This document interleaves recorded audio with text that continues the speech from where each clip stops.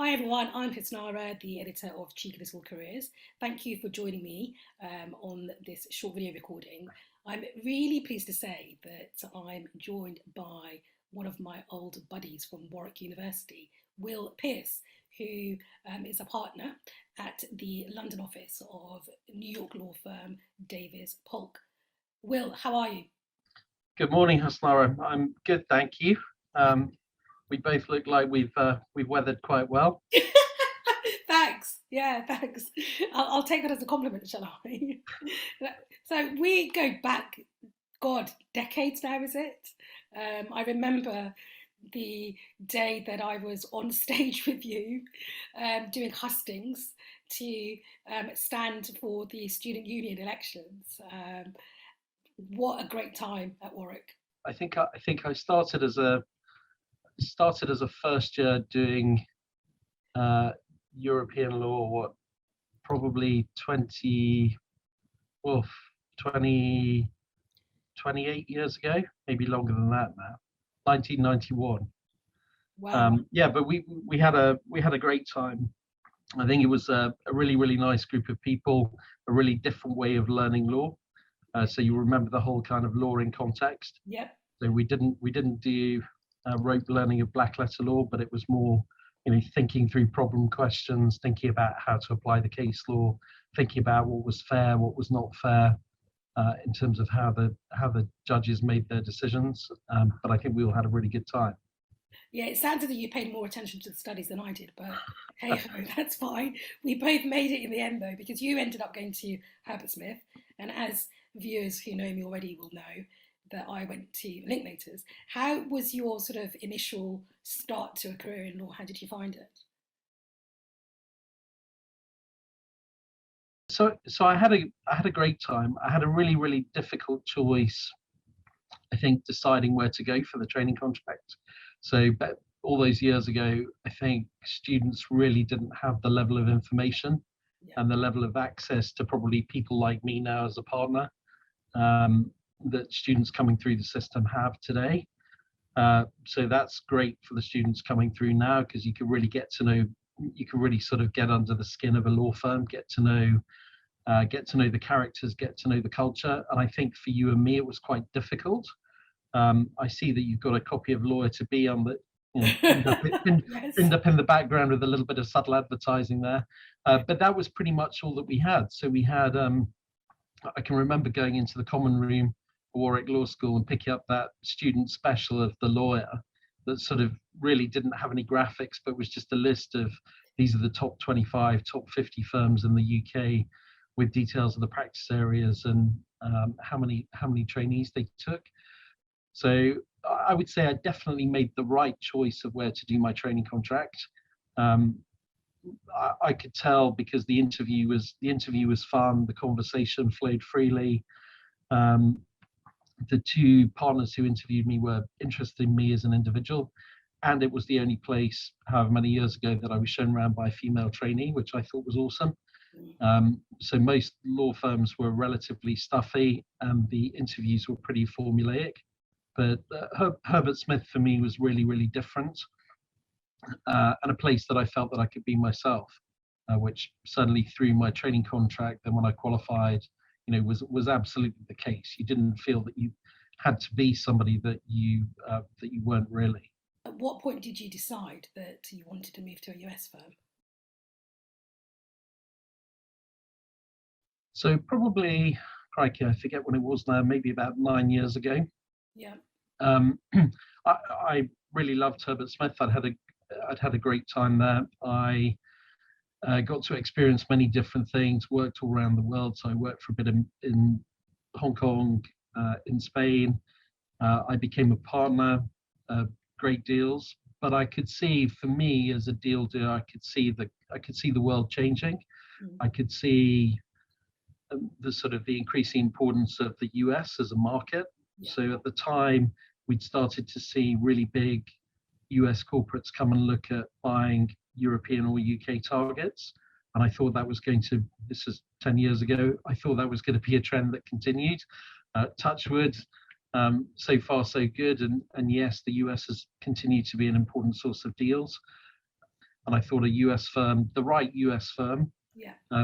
for me would turn out to be a good thing. I had to be a little bit more thoughtful in terms of finding the right home for me and my skill sets, because it was very important to me that I was still able to have the flexibility to work on that mixture of private public M&A and capital markets. Davis Polk hadn't had a UK law practice, so it was probably one of the last. You could say it was 10 years behind everybody else, but it was one of the last, white shoe firms, to use the phrase, that hadn't started an English law practice in London. So Sullivan, Cleary, Skadden had all gone there and started the practices. So for me, the opportunity at Davis Polk was also a little bit of, the chance to be a bit more entrepreneurial. Yeah. So the practice had started with a Freshfields partner, Simon Whitty, who I knew very well. I'd worked with the guys at Davis Polk on a bunch of different transactions, and it's like a once in a career, once in a lifetime opportunity. How does the firm look like in London now? It's a really good question. We've taken a slightly different path. So we've gone from probably 25 lawyers, mostly US capital markets lawyers, to give or take 60 lawyers in London over the last 7-8 years, with a much more even spread between cap markets, M&A and finance. Sure. But we're still, our goal is still to do high-end corporate finance work. So we don't try to be everything to everybody. So we follow the focus of the firm in New York. Why have you not gone down the private equity route like every other US law firm? So we do private equity. We just don't really talk about it as much as everybody else. So probably if you looked at half the deals I've done in the last couple of years, most of them were for our private equity clients in New York. But I guess we just sort of have considered it, part of the M&A practice in the same way that we do in New York. In exciting developments, you're the head of the London office. So congratulations on that. What are your plans for London now? Yeah, it's all pretty new. People refer to Davis Polk as quite a conservative law firm, so we're not sort of going to have a massive change in emphasis or change in strategy. But I think hopefully it will be nice to continue the growth that we've had, and to continue to build out the practice. The M&A and the finance practices are a little bit smaller than capital markets, so they'd be an obvious place to start. And then, something that's very dear to my heart as the training principal, as the recruitment partner, is to continue to have our trainees come through, experience different practice areas, and get to qualify and be kept on at the firm. Yeah.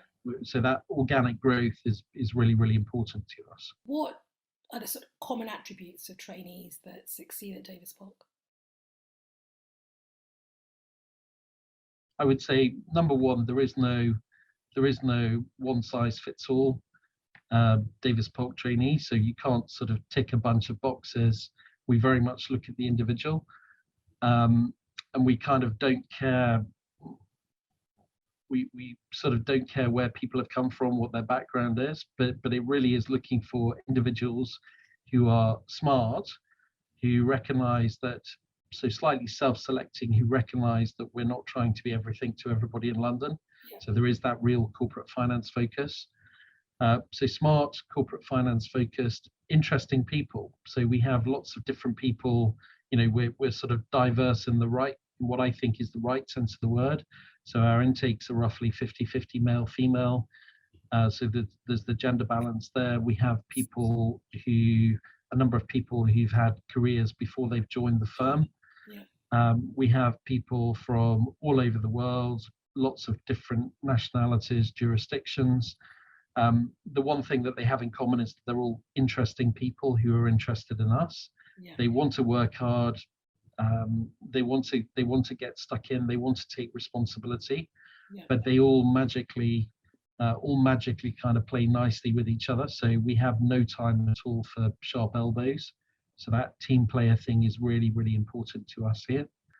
And then for the intakes that we're recruiting from here on in, and this is slightly controversial, we only take law students. Wow, that's useful to know. Okay. What's the reason for that? We just we want people who've spent some time studying law and getting to grips with black letter law, and I think that becomes harder, with the abolition of the GDL and the move to the SQE. What's it like culturally in the London team? What can trainees expect when they arrive? Because that's a big differentiator for students looking at different firms. You can't be a shrinking violet. Okay. I would say it's a very welcoming environment. People are very friendly. We have an open door policy. There's constant movement in the corridors I'm talking here obviously about being in the office. Yeah. No doubt we'll come on to the challenges of working remotely. But I would say there's lots of movement around the office. So people go in and out of each other's rooms to do calls, to ask questions. There's a lot of learning on the job. You've got to be a little bit of a self-starter. So we don't do a huge amount, probably in common with other US firms, we don't do a huge amount of classroom learning. So for those who are watching this and thinking about training contracts, that's a really important point. Yeah. So I sort of say to students, if you're the kind of person that likes the sort of the seminar or the tutorial more than the lecture, that's a good sign that you would work well in a sort of US firm, because I think just the approach is a lot more learning on the job. Yeah. And being a lot more of a self-starter. We do everything that you would do at bigger firms. So we've got an active pro bono program. We get involved in career mentoring. So I personally do some work with the SEO as part of their City Solicitors City Horizons program.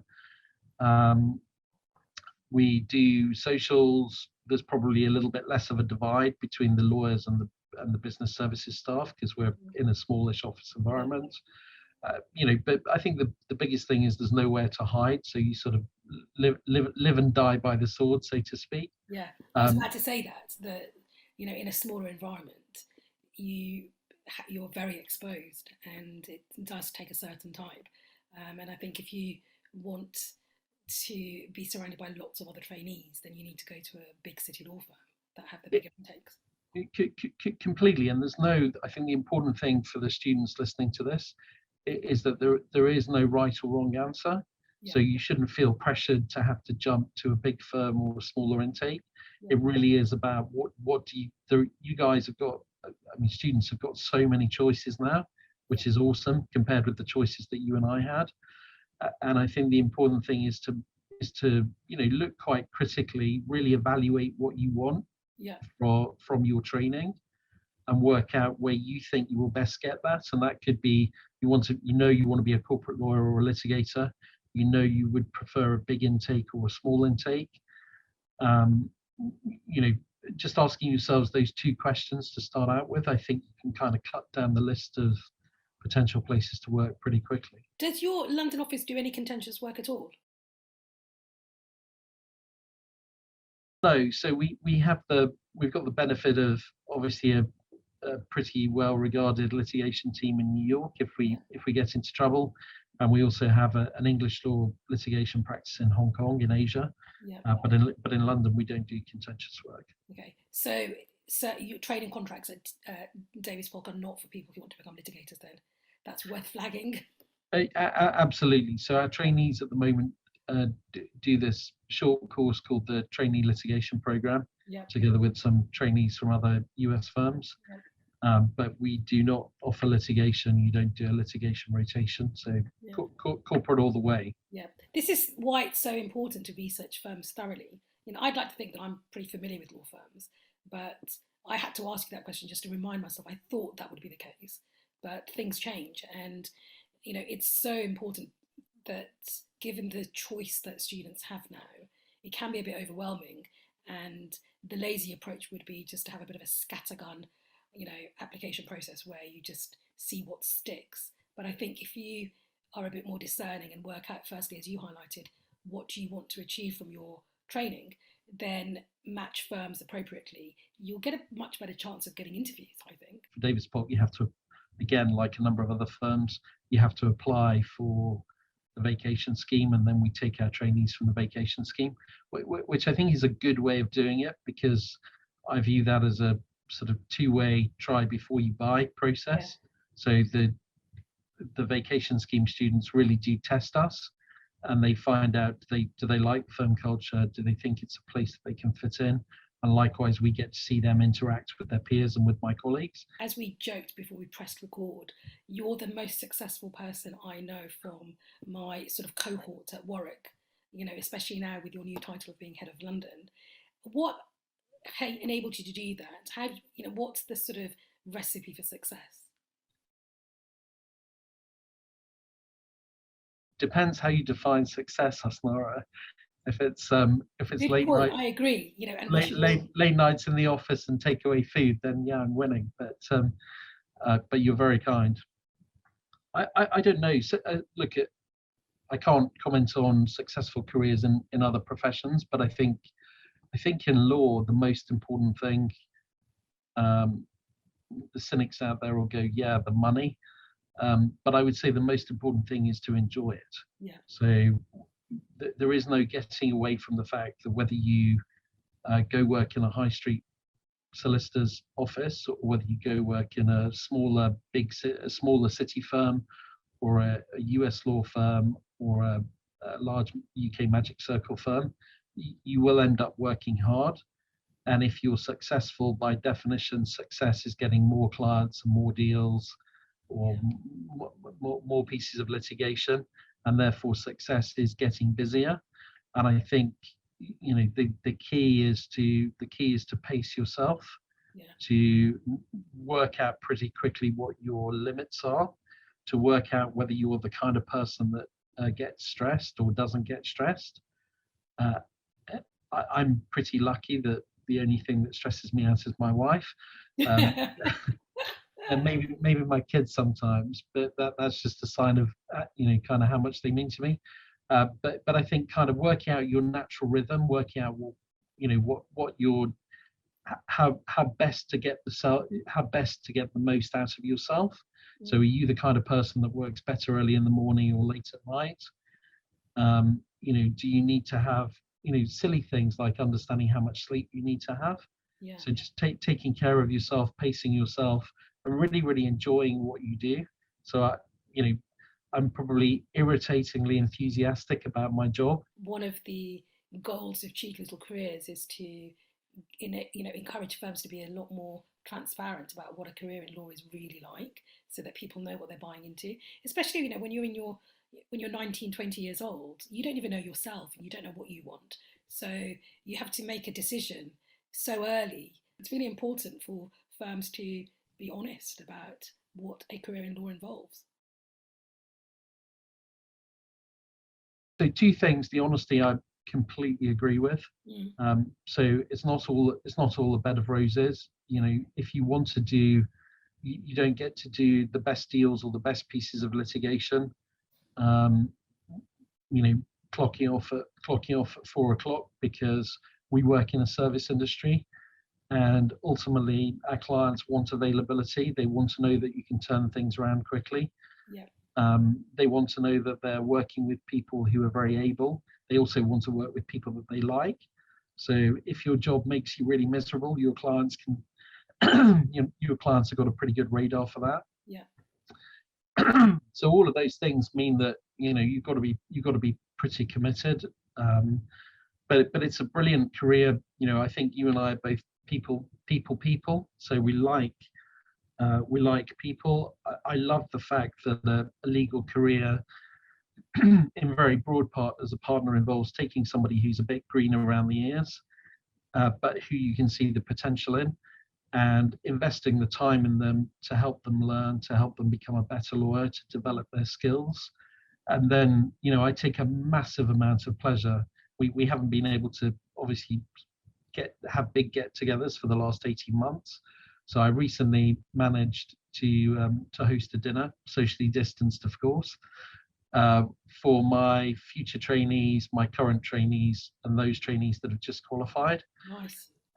Which was really, really lovely. You know, we can only do that because I take an intake of 4 trainees, but it was really lovely to sort of see the raw material at the one end of the spectrum, and to see the potential in those people who are still studying law at university, through to those that are going through the process at the moment of their rotations, through to those people that are kind of a year qualified, where you can really see the development, and you can see, you know, the light bulb moments that people have as they go through the process. What's the difference between capital markets work, M&A, and you've got private M&A, public M&A, private equity?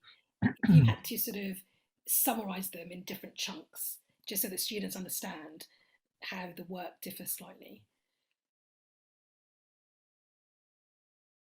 I guess maybe the big difference between capital markets and M&A is that capital markets, in very, very simple terms, you've got a company that wants to raise some money.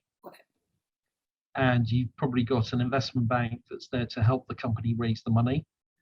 And the company will have a lawyer, and the investment bank will have a lawyer.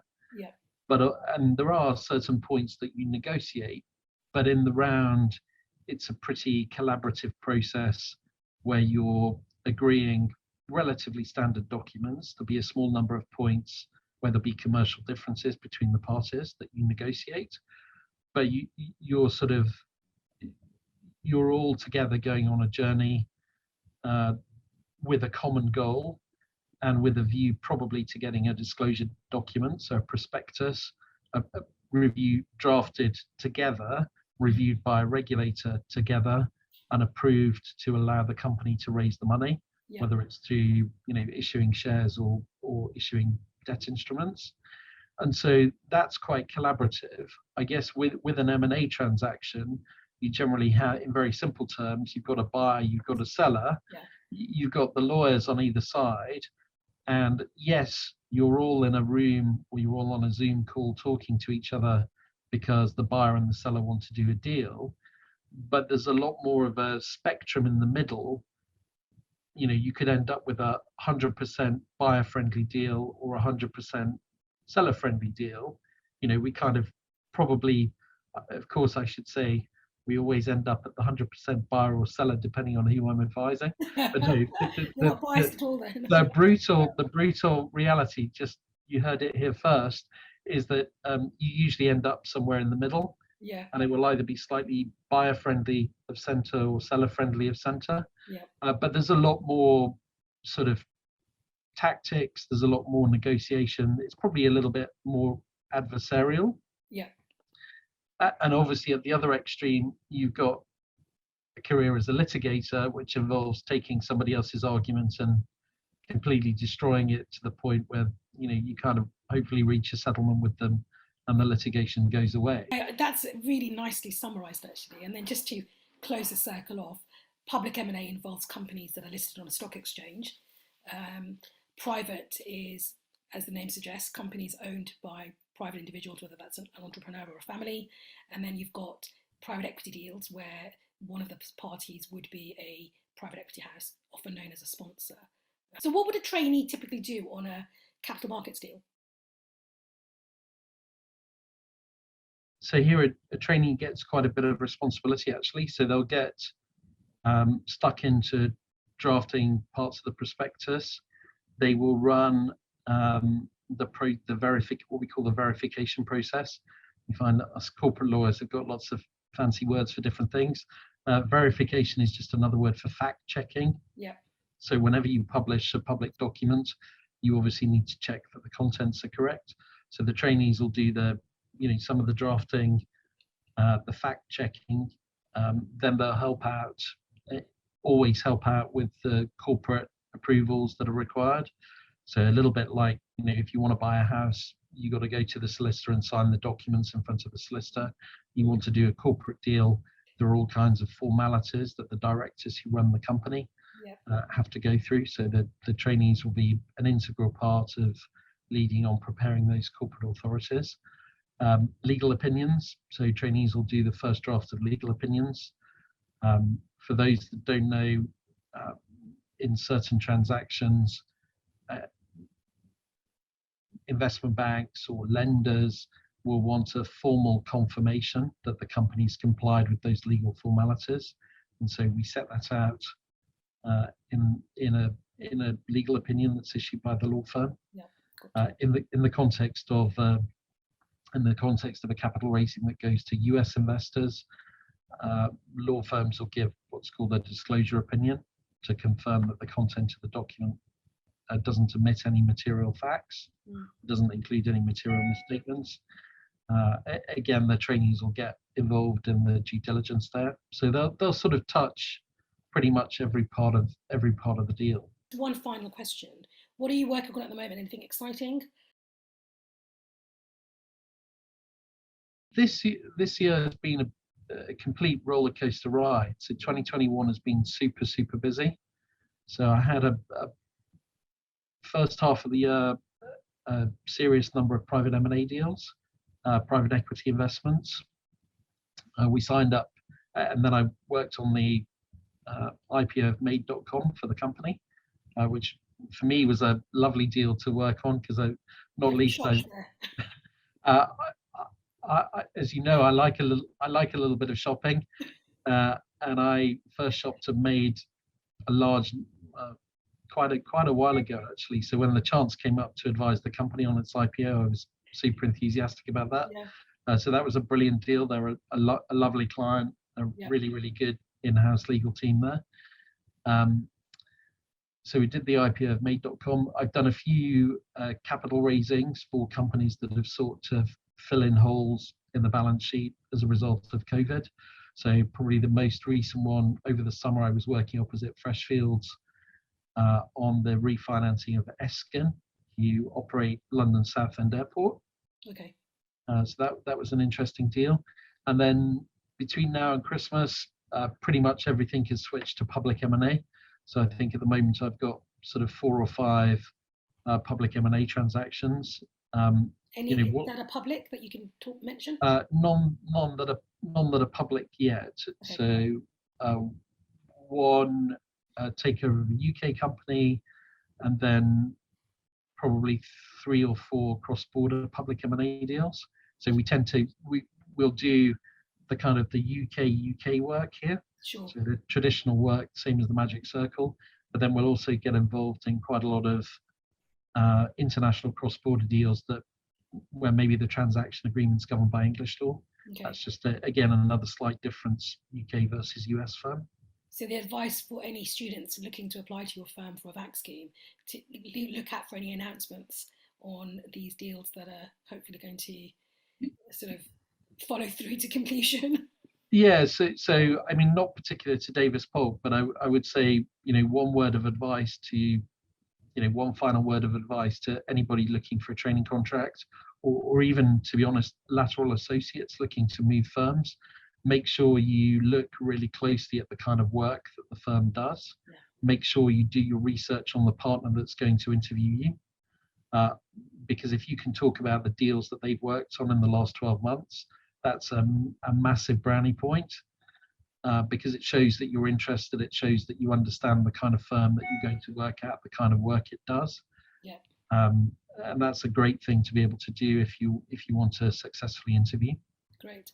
I'm afraid we're out of time. I could chat to you for another hour, but that probably will make the video too long. Well, it will make the video too long. So thank you very much, Will, for a fascinating chat about your career and about the work you do. I think super helpful, and good luck in your new role as well.